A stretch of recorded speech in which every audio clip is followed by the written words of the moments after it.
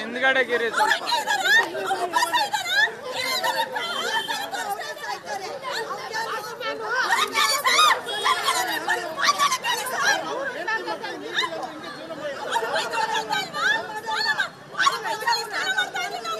ಹಿಂದಕ್ಕೆ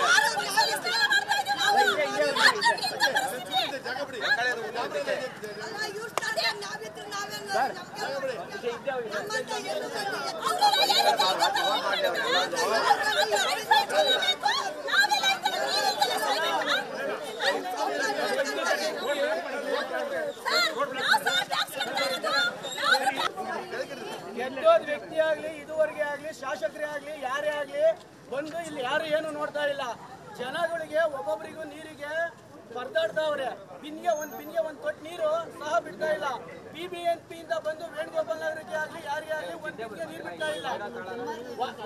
ವಾಟರ್ ಮ್ಯಾನೇ ಆಗ್ಲಿ ಯಾರೇ ಆಗ್ಲಿ ಬೋರ್ ಕೇಳಿದ್ರೆ ನೀರಿಲ್ಲ ಅಣ್ಣ ಅಂತಾರೆ.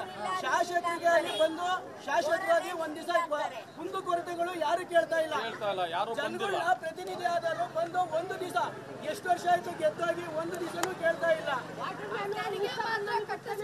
ತೆರಿಗೆ ಏನೋ ಇಲ್ಲ ಬಡ್ಡಿ ಆಗ್ತಾ ಇರ್ತಾನೆ.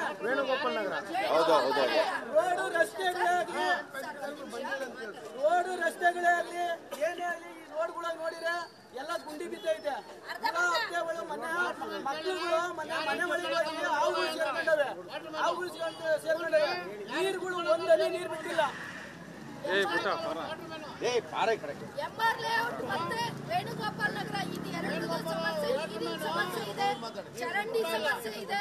ನಾವು ಸಾಕಷ್ಟು ಸರಿ ಅವರು BBMP ಚಿಕ್ಕೇಗೌಡರು ಅಂತ ಇಂಜಿನಿಯರ್ ಮಿಥುನ್ ಸರ್ ಎಲ್ಲರಿಗೂ ಹೇಳಿದೀವಿ. ಇವ್ರು ಯಾರು ಸುಮ್ಮನೆ ಇವತ್ತು ಬರ್ತೀವಿ ನಾಳೆ ಬರ್ತೀವಿ ಅಂತಾರೆ. ಯಾರು ಬರಲ್ಲ. ನಮ್ಮ ಸಮಸ್ಯೆ ಕೇಳ್ತಾ ಇಲ್ಲ. BBMPಗೆ 50 ಜನ ಕರ್ಕೊಂಡು ನಾನು ನೀರಾಸಿ ಹೋದೆ.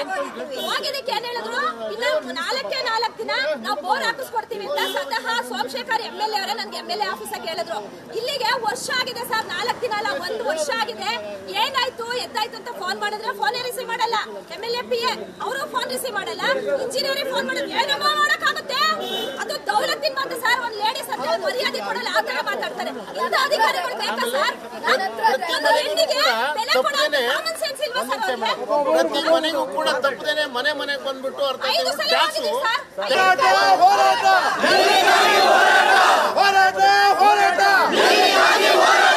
ರಸ್ತೆಗಾಗಿ ಹೋರಾಟ